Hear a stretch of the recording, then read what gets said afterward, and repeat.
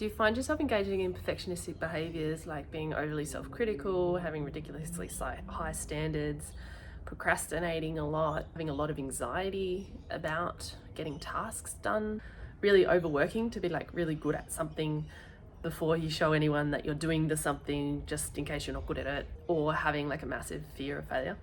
These are all perfectionist behaviours, and there's a really big difference between being a perfectionist and being a high achiever. It's like quite subtle, but it's really significant. In this video, I'm going to show you how I've become my own perfectionism and turned it into high achievement, which has ultimately led me to living the most authentic version of myself and genuinely given me the ability to live a life that I absolutely love. Hi, my name is Kiara. I'm a Winter Olympian who grew up in the desert. I'm also a trained NLP practitioner and mindset coach. So it was probably about the end of 2017, I was about 25 years old, that I really started addressing all of my anxieties and my perfectionism and really focusing on that.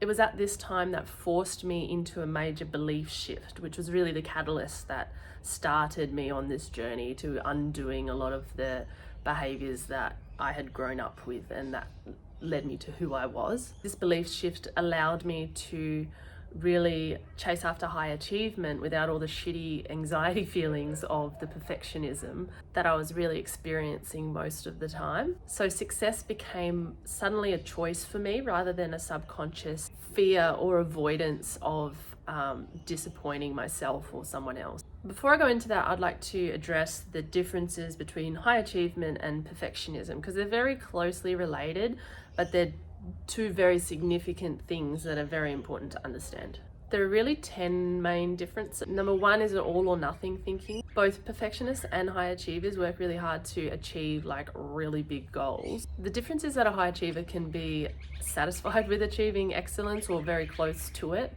even if their goals aren't completely met. Whereas a perfectionist will accept nothing less than perfection, which often doesn't really exist, and so they're disappointed in anything they achieve, even if it's like phenomenal. Even almost perfect is still like a failure. Number two is being highly self-critical. So someone with perfectionistic behaviors is like really critical of themselves, as opposed to a high achiever who is finding ways to improve. High achievers really take pride in what they're doing and really are supportive of others, whereas perfectionists are usually picking apart things and trying to find the flaws and the problems with everything in themselves and in others. Number three is feeling pushed by fear. So high achievers are often pulled towards their goals. They're going towards something that they aspire to. Perfectionists are normally pushed by some sort of fear of failure or being not good enough or anything less than perfect, and that's why they're going after their goal. Number four is having really high unrealistic standards. So another sign of being a perfectionist might be setting goals that are really unrealistic at that time for them. High achievers still set really high goals, but they generally go in a sort of sequential thing. They'll meet one goal, achieve that, and then they'll push themselves further onto that instead of just going after this massive thing straight away, unless it's within their capacity. They might have ideas of reaching a certain goal, but their actual goal setting is set more realistic. They achieve that and then they go higher. Whereas perfectionists go straight to the top and they're like, oh my God, that's too hard, I can't do it. And then all these shitty feelings come. Number five, focusing only on results. High achievers can really enjoy the process of reaching a goal rather than just the goal itself. Whereas perfectionists see just the goal itself and really nothing else kind of comes into it. They're so preoccupied with hitting that goal and getting results that they just can't enjoy the process or anything in between getting there. Number six, perfectionists often feel really depressed if they don't reach their goal. Perfectionists in general are often a lot less happy in life than high achievers. High achievers can often bounce back quite quickly from disappointment. They sort of analyze it and find out what they need to do next. Whereas perfectionists tend to like beat themselves up and really wallow in their disappointment for a really long time. And they really struggle to move forward when something doesn't work out the way that they wanted it to or that they were planning. Seven, the really big one, the fear of failure. Perfectionists have a massive fear of failure, much higher than high achievers. Everyone doesn't like failing, but this is really what drives a perfectionist, because they don't really allow for anything other than perfect. Like the fear of failure becomes really scary to them, and it creates a lot of anxiety. And since anything less than perfection is seen as a failure, they really struggle to start doing anything new. Number 8 is procrastination. So perfectionists often worry so much about doing the thing and about failing that they don't actually start doing the thing. They're all over-analysing in their heads and just getting super anxious about it. And then that can lead to greater feelings of failure because they're not even starting, and then that's greater anxiety, and it's a really vicious loop, and you just feel like shit. Number 9 is they become really defensive. Because anything less than perfect is so painful and scary, they often respond defensively to even constructive criticism. Whereas high achievers, they really love the criticism. They're like, tell me everything, I want to fix it, I want to get better, I want to move forward. This is really valuable information, this can improve my performance or my outcome. And the last one, number 10, is low self-esteem. High achievers tend to have like a really high self-esteem, where this really isn't the case for perfectionists. Although striving for perfectionism is associated with high self-esteem, really isn't the case.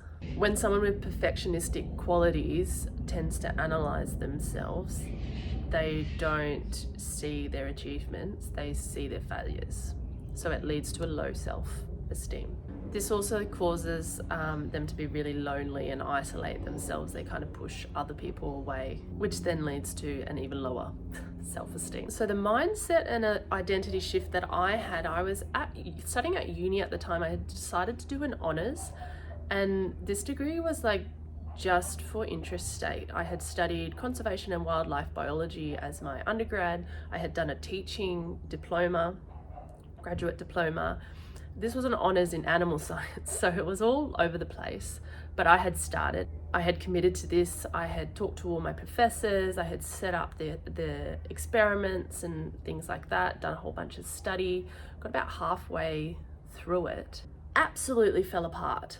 At this time, I was also teaching and I was training full-time, coming into the Commonwealth Games for track and field.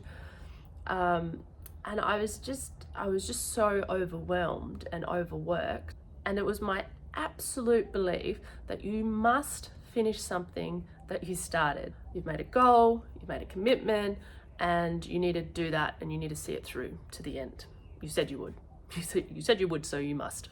Now, there is a caveat here. I do believe that you should have built the skill to be able to complete tasks, but there comes a certain point where you're like, I know I can do that if I need to. If you don't have that skill yet, this is not quite what I'm talking about, but if you've proven to yourself over and over that you can complete things if you need to, you don't have to keep that for your entire life. Like, if you think about it, it's really stupid, because like if you make a dumb decision or make it like a silly goal and then you're like, I must finish because I said that I would, you're really following through on something really stupid. And like, life changes all the time. So what if, you know, your family suddenly have to move, or someone's really sick and you need to go and look after them, or whatever? Like, having that standard for yourself that you must finish everything that you start is really, really limiting if you think about it. There's something called the sunk cost fallacy, and it's where people, like, it's a phenomenon where people feel like they have to complete something because of the investment that they've already made, whether it be time, money, relationships, things like that. People are reluctant to change the course because of how much they've done in the past towards it, even when it's really, really clear that abandonment of that is the best option. It's a legit thing. Like, most people's minds would be like, oh, I've put too much into this, I just need to see it through. So you're not alone if you have that.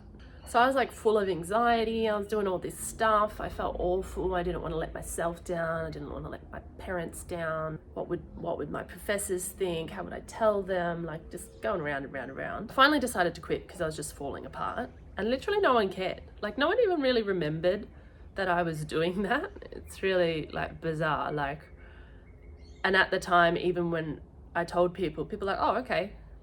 Like, it was so hard for me to make that decision. And then I was like, okay, no worries. Just email me. Oh, no worries. Thanks for letting us know. I'm just like, fuck's sake, I just wasted so much of my time worrying about this. And so the main thing it taught me, and my anxiety. Because anxiety is useful, right? Like, it's supposed to be there for, like, if you're gonna die, if you're running away from lions and things like that. But we've evolved so quickly that anxiety's now become in the place of something, our body thinks things are scary and unknown when they're actually not dangerous. So it taught my anxiety that you're not gonna die for failing. You're not gonna die for changing your mind or for not completing something. So what this allowed me to do is update my personal standard for myself. Instead of just saying you must complete everything you start, I could update that standard to you fully commit to things you can with your current capacity.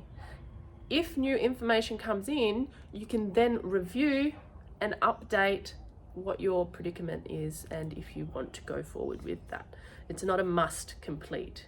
It's a commit,